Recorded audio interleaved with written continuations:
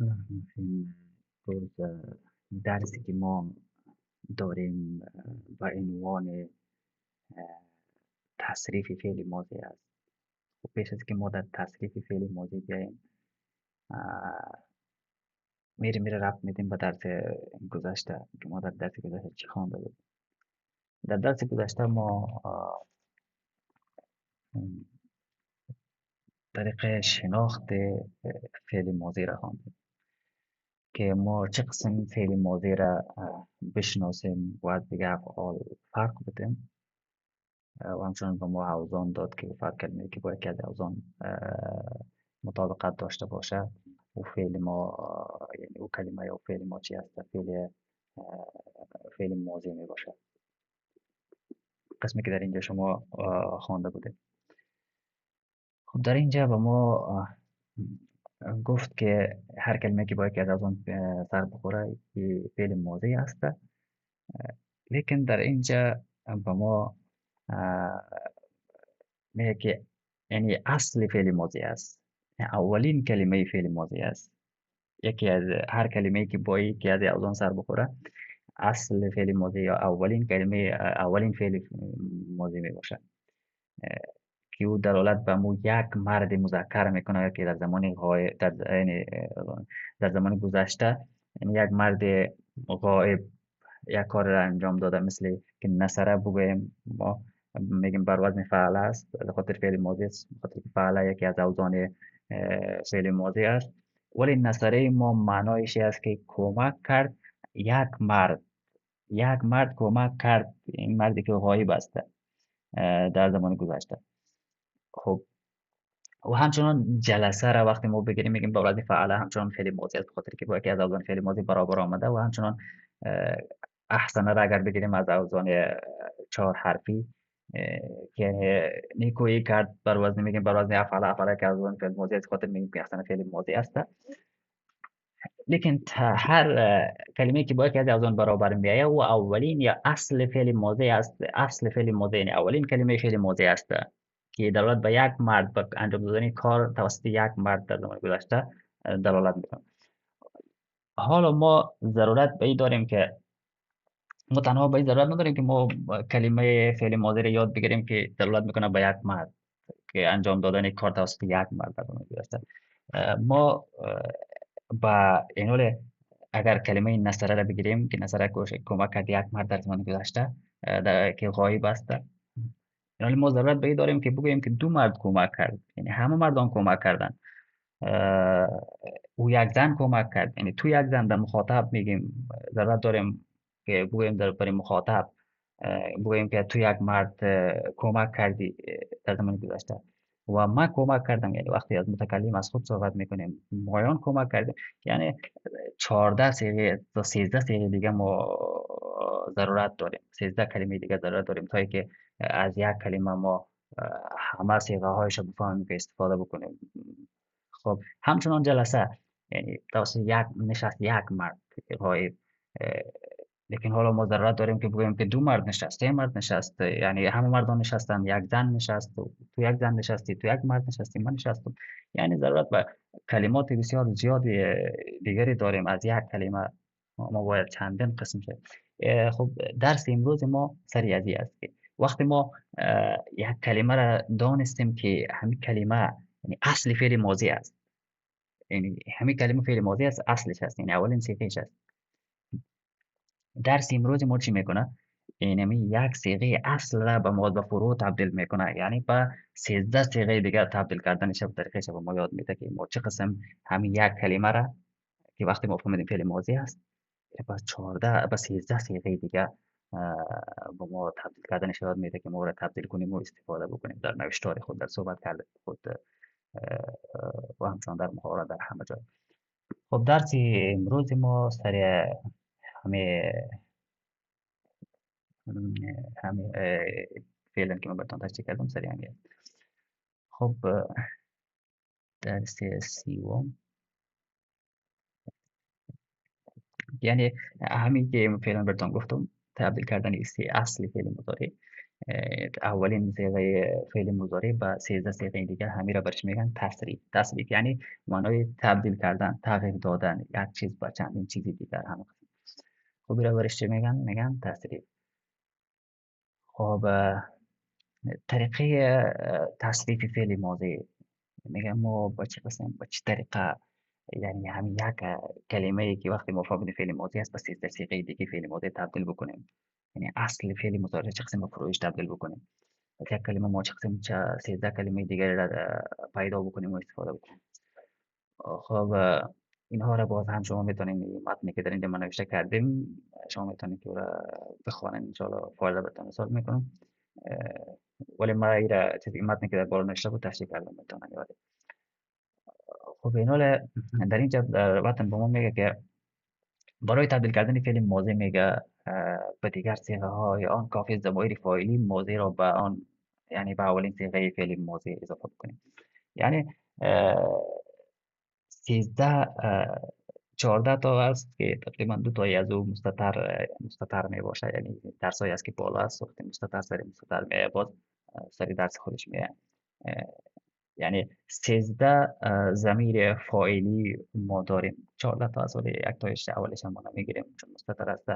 خب 13 ضمیر فاعلی فعل ماضی. فعل ماضی ما 13 ضمیر فاعلی داره که توسط از همین ضمایر فاعلی ما میتونیم که اولین صیغه یا اصل صیغه فعل ماضی را به 13 صیغه دیگه تبدیل میکنیم توسط همین ضمایر. یعنی با اضافه کردن این ضمیر را میاریم در پالوش اضافه میکنیم به صیغه ما را، صیغه فعل ماضی ما را به صیغه دیگه تبدیل میکنیم. خب قسمی که حالا در مثال اینجا کار میکنیم ما، اول ضمایر فاعل فعل ماضی را ما میبینیم که کدام ها هستن و چه قسم است. باز میریم سر مثال عملی کار میکنیم، چه قسم با هم ربط میدیم و اضافه میکنیم و صیغه های دیگر از تشکیل میدیم. خب در اینجا میگه ضمایر فاعل فعل ماضی در صفحه اول اگر شما ببینید که نوعیت ضمیر ما میگه که نوعیت ضمیر از لحاظ غایب، مخاطب، متکلم.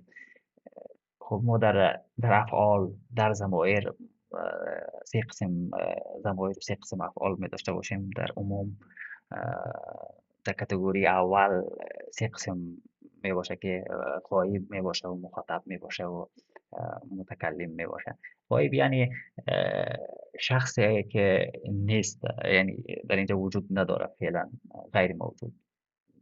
در اینجا هم نوشته کرده که غیر موجود. و مخاطب غایب همو که ما درباره‌اش صحبت میکنیم ولی او وجود نداره، یک چیزی که درباره‌اش صحبت میشه ولی او در اینجا نیست. و مخاطب هم شنونده، یعنی در مقابل ما قرار داره. وقتی ما صحبت میکنیم او در مقابل، در پیشروی ما هست، او را برش میگن مخاطب. و متکلم همو که از خود صحبت میکنه، یعنی من میگم ما مثلا این کار را کردم، یعنی که ما کردیم، یعنی برش میگن متکلم، یعنی از خود صحبت، سخن گوینده. خب در اینجا که شماره هست و نوعیت ضمیر. خب نوعیت ضمیر را ما در اینجا در شما در زبان دری گرفتیم. در زبان دری حوال نوشته کردیم ضمایر را و بعد تو در ضمیر عربی نوشته کردیم. خب آن یک مرد، وقتی گفتیم آن یعنی آن غایب است. آن که ضمیر در زبان دری هم ما بگیریم آن یعنی به ضمیری که غایب است و استفاده میشه. و تو به ضمیر مخاطب استفاده میشه و من در ضمیر که تکلم بکنم. خب در اینجا آن یک مرد، آن یک مرد یعنی غایب. در اینجا در اولین صیغه، در اصل ما گفتیم که اولین صیغه فعل ماضی اصلش است، در اون ما ضمیری نداریم.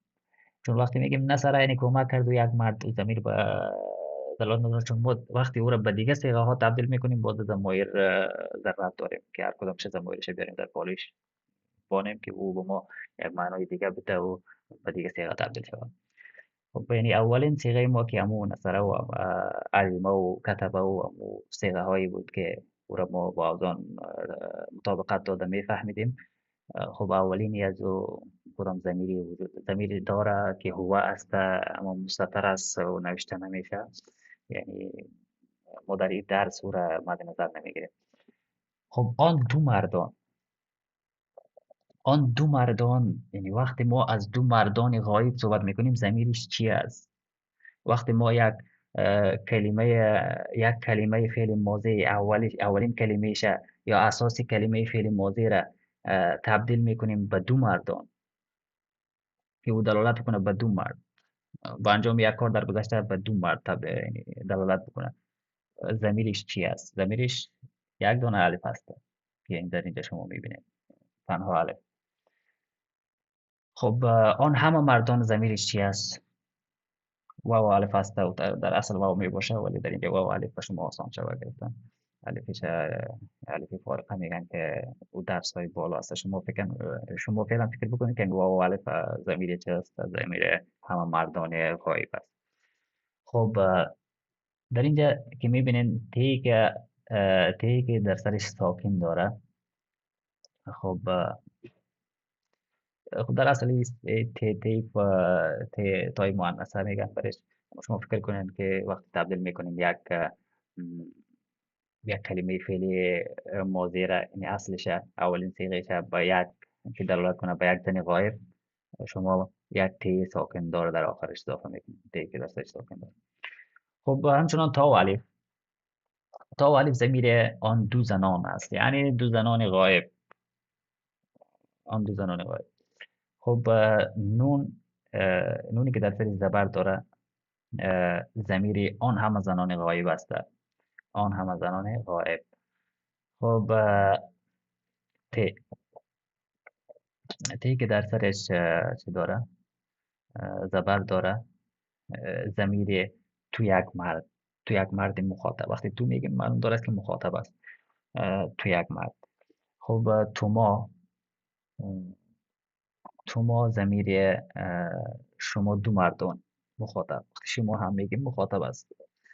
خب توم ضمیر همه مردان، شما همه مردان مخاطب. خب تی که زیر داره تو یک زن مخاطب. تو میگه مخاطب است. خب توما همچنان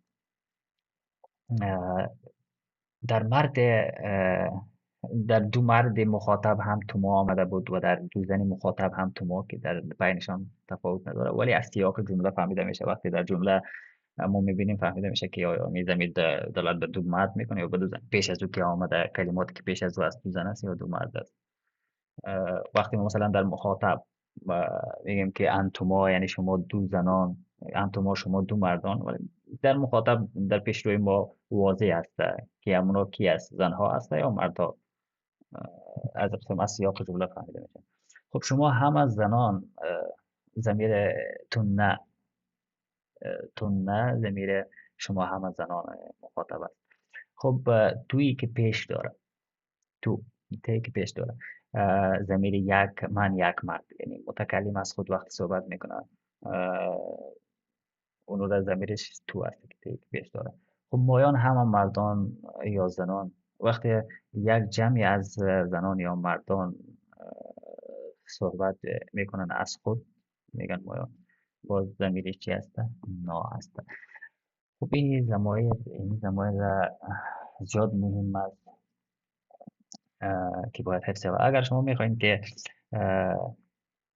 همه کلمات فعل ماضی را تبدیل کرده بتونین اولین فعلش، یعنی اصلش را تبدیل کرده بتونین به فروعش با دیگر به 13 صیغه دیگر تبدیل کردنش، شما همیشه سرش مسلط باشین. این ضمایر رو باید دقیق حفظ بکنین که زیاد هم نیست.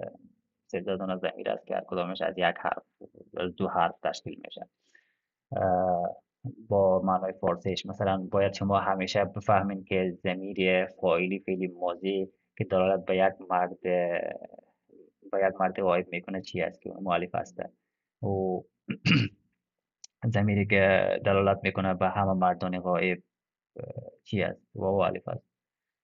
قسم باید همیشه بدانید و بفهمید، حفظ باشه. در پایان تمرینات و مثال عملیش حالی میریم کار میکنیم. حالی میریم میبینیم که ما چه قسم میتونیم توسط از این ضمایر بعد از اینکه حفظ کرده میره چه قسم میتونیم ما تمام صیغه های فعل ماضی را یعنی صیغه اولش اصلیش با 13 صیغه دیگه تبدیل بکنیم با اضافه کردن این ضمایر در بالایش. خب یه حال فعلا به ما مثال عملی را کار میکنم.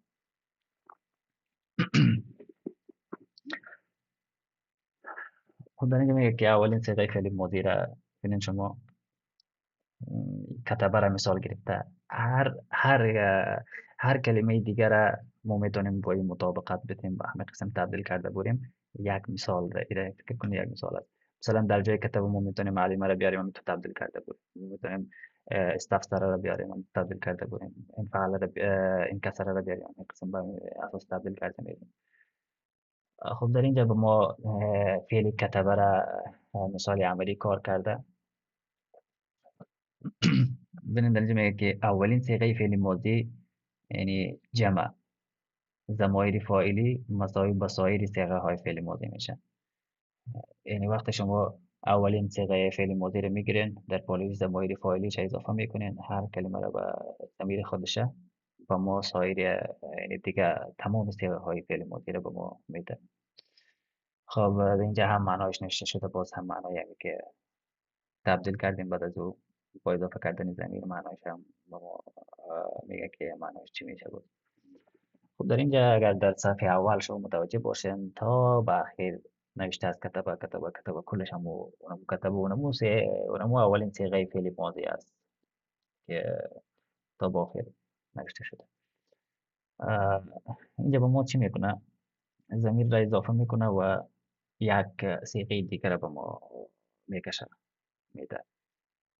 مثلا در کتبه اول بود اونمو نوشت اونمو یک مرد غایب که ضمیر نداره چون اونمو اولین صیغه است و اصلش است. و وقتی ما بخوایم کتبه را به دو مرد غایب که دلالت بکنه به دو مرد غایب میایم در پالویش چی میکنیم الف اضافه میکنیم که به ما میده کتبا ببخشید که یعنی شد نوشتان دو مردان.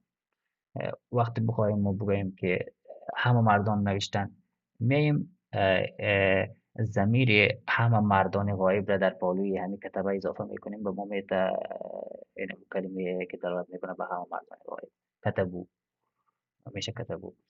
وقتی بخوایم از یک زن صحبت بکنیم که نوشته کرده یک زن غایب میایم ضمیر یک زن غایب را در پالوی همو اولین صیغه فعل اضافه میکنیم و با ما میده کتبت یعنی نوشتن یک زن. انشاءالله که فهمیده باشین درس را و همین اساس تا به آخر شما توسط همین ضمایر فاعلی میتونین اولین صیغه ای را که در بالا توسط اوزان فهمیده بودین به 13 صیغه دیگه تبدیل بکنیم.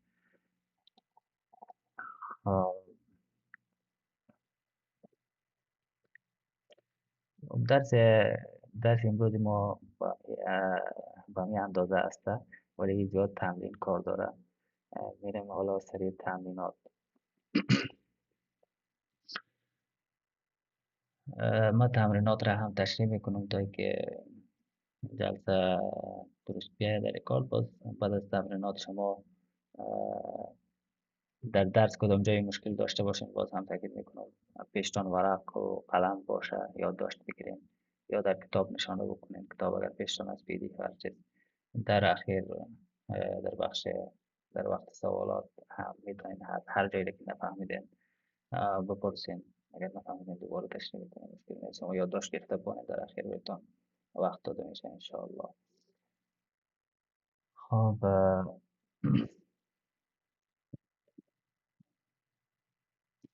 بریم سری تمرینات درس امروز که به ما تمرینات داده.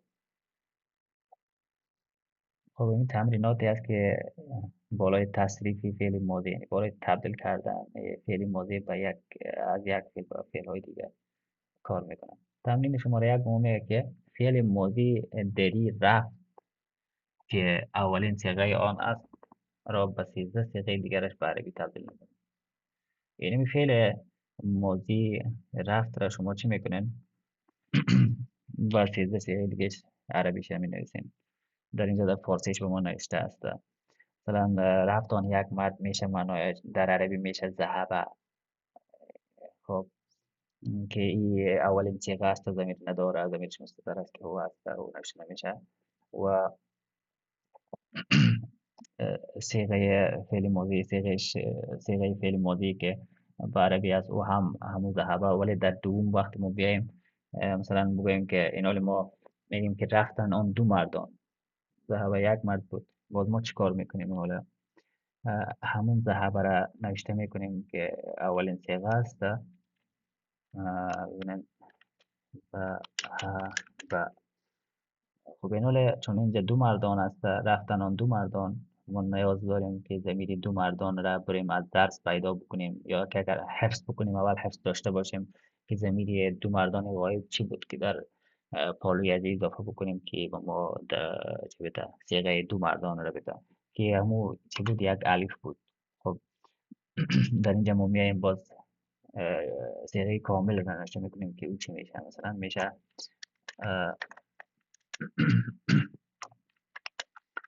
ذهب ذهبا میشه. به همین ترتیب شما دریش را میخوانند و عربی را در اینجا نوشته کرده با ضمایرش و در اخیر هم صیغه کامل را نوشته میکنند. به همین ترتیب این تمرین حل میشه. تمرین شماره دو میگه که فعل های ماضی دری زید را طبق طریقه شرح شده به عربی تبدیل نمایید. خب اینجا فعل ها را داده به ما، فعل های زبان دری است، شما به عربی را تبدیل میکنید نظر به طریقه که تشریح شد. با اولین صیغه فعل ماضی به عربی شما در اینجا اونمو اولین صیغه که نصره تا با آخر کلش نصره نوشته میشه، ولی شما نظر به همین فعل دری میارین ضمیرش در اینجا نوشته میکنین و در اخیر هم کلمه را با ضمیر یک جای کرده نوشته میکنین، یعنی صیغه آخرش. خب در اینجا که ضمیر فاعلی نداره، در اولین کمک کردن نه اینجا داره، بخاطر اینکه به ترتیب است، به ترتیب نامده. خب اینجا میگه که کمک کردن آن همه زنان، یعنی کمک کردن آن همه زنان یعنی همه زنان غایب. ضمیر آن همه زنان غایب چی بود؟ مثلا نونی که در سرش چی داشت برداشت،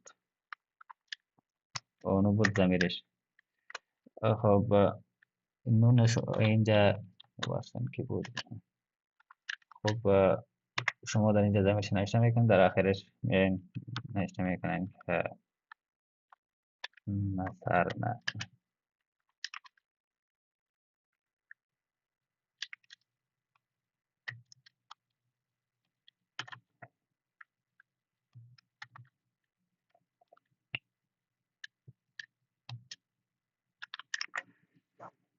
خب در خانه اخیر هم شما اولین کلمه را با ضمیر یک جای کرده نوشته میکنید و همین به همین ترتیب تا به آخر. تمرین سوم به ما میگه که صیغه فعل ماضی اکرمه را به صیغه دیگری آن طبق طریق شرح شده تبدیل می‌کنیم. خب در اینجا اکرمه تکریم کرد آن یک مرد، معنایش به زبان دری هم نوشته میکنید شما که اولین صیغهش حل شده. دومش مثلا اکرمه تکریم کرد آن یک مرد، این حالی بگوییم که تکریم کرد آن دو مردان، بگوییم چی میشه؟ باز میریم ضمیر امو اکرمه را نوشته میکنیم اول. خب امو اکرمه باز چه میکنیم؟ ضمیر دو مردان غایب را میاریم در پالوش اضافه میکنیم که اکرمان میشه. در اینجا هم نوشته میکنیم که تکریم کردند آن دو مردان.